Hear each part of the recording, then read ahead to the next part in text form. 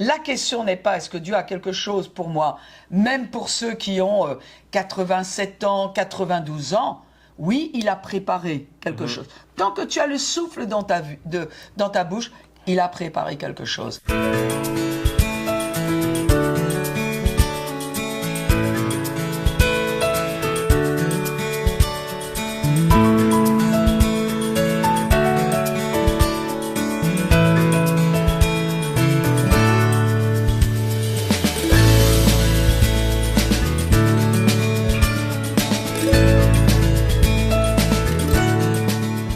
Bonjour pasteur Marie-Hélène Moulin, donc très heureux de te retrouver dans ce nouvel épisode de nos podcasts Eureka et bonne année. Oui, bonjour Martin, bonne année à toi aussi, bien évidemment, 2026. Donc on sait que ces podcasts servent à échanger, à avoir des discussions tout simplement sur la parole de Dieu pour la rendre pratique aussi et accessible à tous et pour se poser les bonnes questions sur la parole. Et aujourd'hui, en ce début d'année, forcément, on va parler de ce sujet que tu nous as apporté, nouvelle année, nouvelles opportunités, en parlant notamment de la vie de Paul qui a beaucoup à nous apprendre sur la persévérance et sur le fait de savoir saisir les opportunités que Dieu nous donne dans notre vie. Et donc je pense que c'est surtout de Paul qu'on va parler. C'est exactement cela. C'est l'apôtre Paul est quelqu'un, à vrai dire, que j'admire parce que c'est quelqu'un qui a cherché à accomplir la volonté de Dieu jusqu'au bout. Il n'a permis à rien de l'arrêter, que ce soit ses succès, ses déceptions. Quelquefois, il a dû changer de plan, tu sais, les oppositions qu'il a rencontrées. Et pour nous, bien évidemment, en 2026, on a besoin de se dire, qu'est-ce que le Seigneur a pour moi ? Et d'aller de l'avant. Toute l'Église de Jésus-Christ devrait aller de l'avant. Et devrait aller de l'avant tant qu'elle a de la respiration dans le corps, tant qu'elle a un souffle. Et on ne peut pas accepter que quoi que ce soit qui se soit passé en 2025 et avant nous arrête. Donc l'apôtre Paul est un exemple qui est fabuleux. Et notamment par les difficultés qu'il a rencontrées, qui étaient des grandes difficultés. Ouais. Pourtant, il ne s'est jamais arrêté. Non. Ça, c'est une leçon qu'on peut vraiment apprendre de lui. Une leçon de courage. Alors, il y a un texte que l'on peut rappeler à tous. Tu sais, dans Philippiens chapitre 3, versets 12 à 14. Et justement, l'apôtre Paul dit ce qui lui permet de continuer sa course. Et pas parce qu'il est apôtre, ça je pense que c'est important de le dire, mais parce que c'est sa relation avec le Seigneur. D'ailleurs, il la place dans le texte.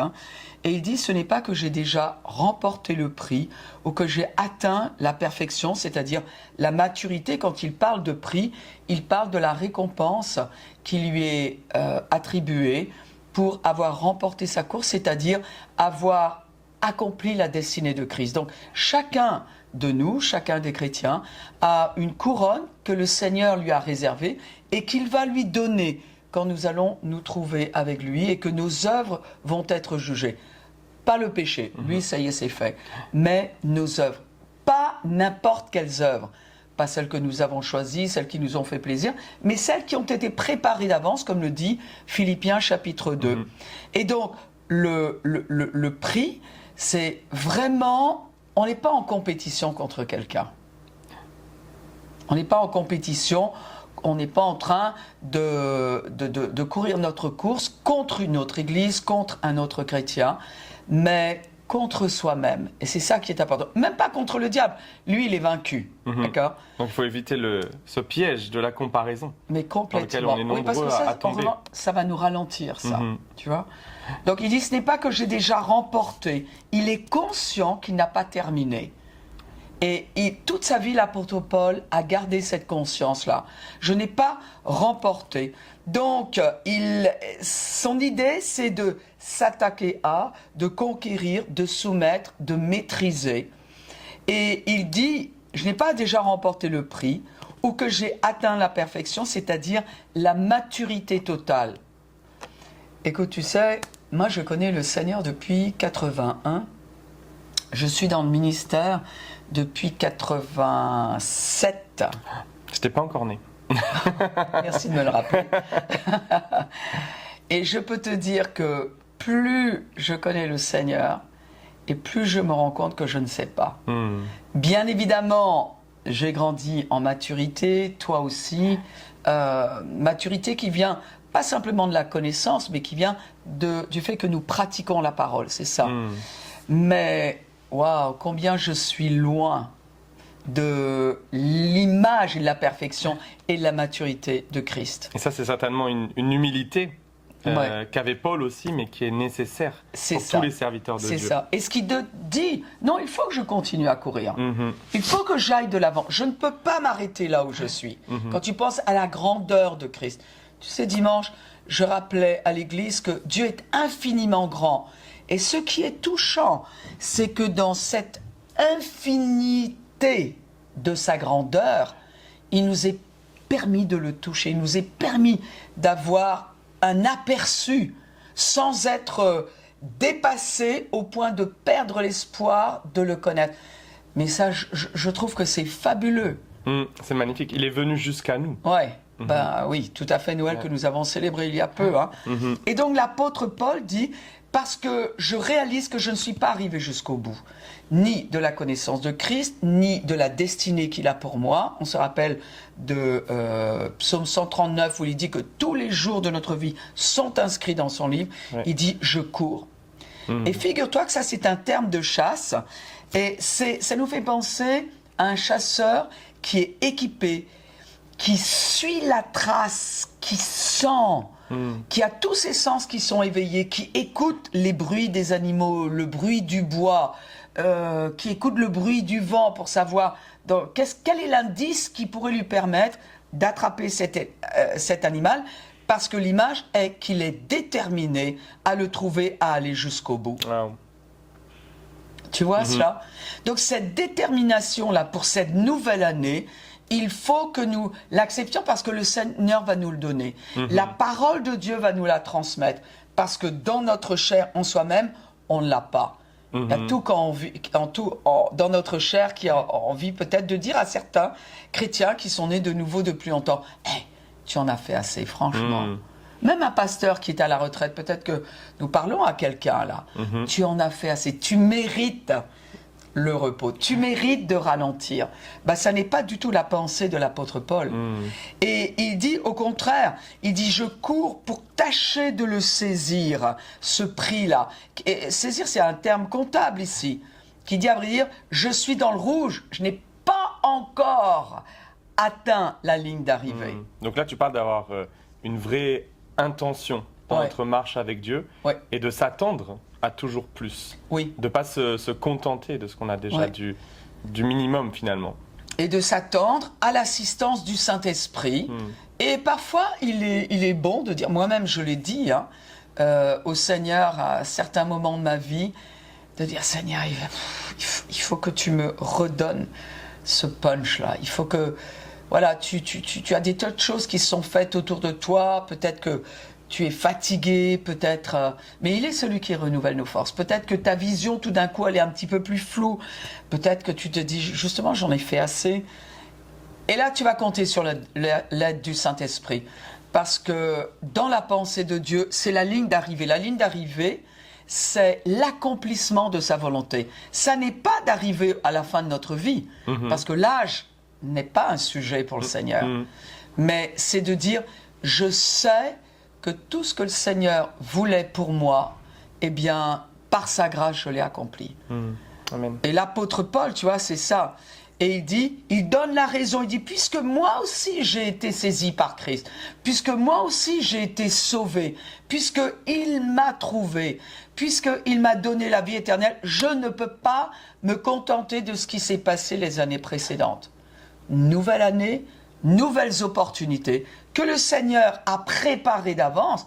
La question n'est pas est-ce que Dieu a quelque chose pour moi, même pour ceux qui ont 87 ans, 92 ans. Oui, il a préparé quelque chose. Tant que tu as le souffle dans ta bouche, il a préparé quelque chose. Oui, parce qu'on peut se poser la question, est-ce que c'est trop tard pour certaines personnes? Tu as raison. Et que dire à ceux qui pensent que c'est trop tard, qu'ils ont raté justement trop d'opportunités, gaspillé trop de temps? Ouais. Alors, tant que tu as le souffle, il y a de nouvelles opportunités. Mhm. Parce que Dieu a pensé ta vie jusqu'au moment où tu quitteras cette terre, où tu franchis le voile. La question est, est-ce que toi, tu réalises que cette année, le Seigneur a de nouvelles opportunités pour toi? Mhm. Il a, pas que tu peux fabriquer, il a. Amen. Mhm. Et l'apôtre Paul dit, frère, je ne pense pas l'avoir saisi, mais je fais une chose qui importe. Et qu'est-ce qu'il fait? Oubliant ce qui est en arrière. Il y a certaines choses qu'il faut oublier. Mhm. Alors,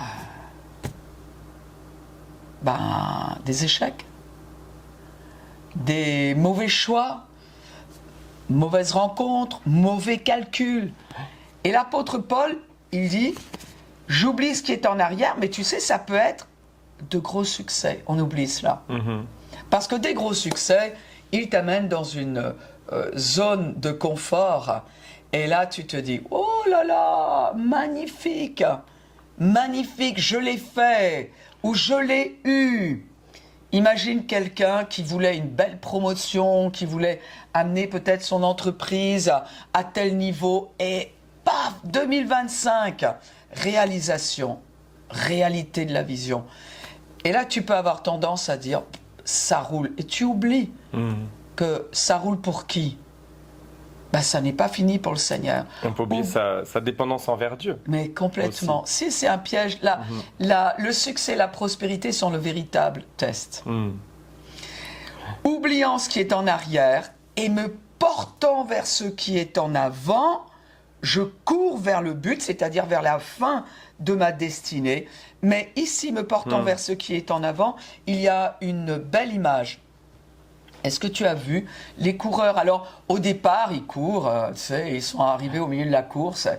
Ah bon, ils courent, et puis, vers la fin, vers la prochaine étape, là où le corps commence à parler, les muscles commencent à faire un peu mal.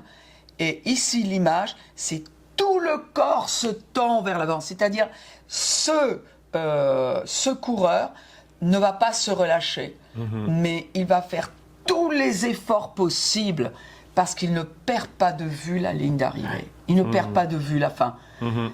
Tu sais, moi je pense qu'il y a des chrétiens qui devraient demander à Dieu, Seigneur, qu'est-ce que tu as pour ma vie? Mhm.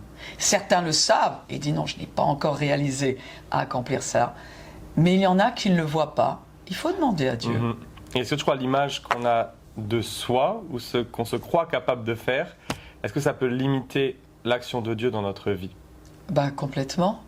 C'est pour ça qu'il faut que l'on ait les yeux sur la parole de Dieu qui nous dit qui nous sommes en Christ, qui nous dit qui est Dieu, ce qu'il a fait en nous, ce qu'il peut faire dans notre âme, ce qu'il veut faire à travers nous. Mais complètement, complètement. Et donc l'apôtre Paul continue, il dit, je cours. Alors, nous avons la promenade des Anglais, ici à Nice, où on voit beaucoup de gens qui se promènent, qui apprécient de voir les beaux bâtiments, la mer, qui s'assied sur un banc de temps en temps. Mais l'apôtre Paul, il dit, quel que soit le paysage, il dit, je ne vais pas ralentir. Je vais courir vers le but. Pourquoi? Pour remporter le prix de la vocation céleste de Dieu en Jésus-Christ. Tu sais, quelquefois les gens disent « Ah, mais ça peut paraître très intéressé de se dire « Le Seigneur a une couronne pour moi ». Non, à vrai dire, c'est un facteur de motivation pour l'apôtre Paul. Il dit « Je me rends compte qu'il y a un prix qui m'est réservé, qui n'est pas, et qui est réservé à la mesure de la volonté de Dieu pour moi. » Encore une fois, c'est unique, chacun en a un, le Seigneur en a un pour chacun, et il dit, c'est à toi de le remporter. Nouvelle année, nouvelles opportunités. Ouais. Et c'est une sorte de jugement de nos œuvres, du coup, mais qui n'a rien à voir avec le salut. Ah, complètement. On peut le répéter, ouais. Complètement. Un chrétien n'est pas sauvé à cause des œuvres, il ne perd pas le salut à cause des œuvres. Néanmoins, ce que nous avons fait de la révélation des opportunités que Dieu nous a données, va peser dans la balance pour cette couronne que le Seigneur va nous remettre. Donc moi, j'aimerais que ma couronne soit chargée. Parce que la Bible dit que cette couronne, ensuite, nous allons la déposer à ses pieds. Amen. Donc, que personne ne soit découragé par ce qui s'est passé en 2025, que personne ne se repose sur ses lauriers acquis au cours des années précédentes, mais il y a de nouvelles opportunités. Amen. Et Paul a dû oublier de lourds échecs et des choses terribles qu'il avait faites en persécutant l'Église, en participant à chasser les chrétiens, etc. Et certainement aussi, il n'a pas pu se raccrocher à ces grosses victoires, à ces gros succès en tant qu'apôtre. Il avait vu des miracles énormes, une croissance spectaculaire. Mais il a décidé de ne pas demeurer dans le passé et, comme tu disais, d'être vraiment intentionnel sur ce que Dieu avait prévu pour lui d'avance, pour sa vie. Et c'est vrai que c'est une attitude dont on peut tous s'inspirer. Et je suis sûr que toi-même, ça t'inspire et c'est aussi ce que tu adoptes pour ton ministère, pour ton Église, mais pour ton ministère aussi. C'est cela. Cette année 2026, je la regarde avec énormément d'espérance, d'expectative. Il y a certaines choses que je perçois dans mon cœur et je te garantis, je n'ai aucune intention de m'arrêter, ni même de ralentir. Amen. Et je suis sûr que ça apporte beaucoup de joie aussi dans ton cœur, de t'imaginer ce qui va arriver, ce que Dieu a prévu pour toi, qui sont des plans de bonheur, des plans dans lesquels on peut placer notre espérance. C'est cela. Et la plus grande joie, ce sont les vies transformées. Amen. Amen, amen. Merci beaucoup d'avoir abordé ce sujet avec nous. Et donc, très belle année 2026. On s'attend au meilleur avec le Seigneur. C'est cela. Que Dieu te bénisse. Merci.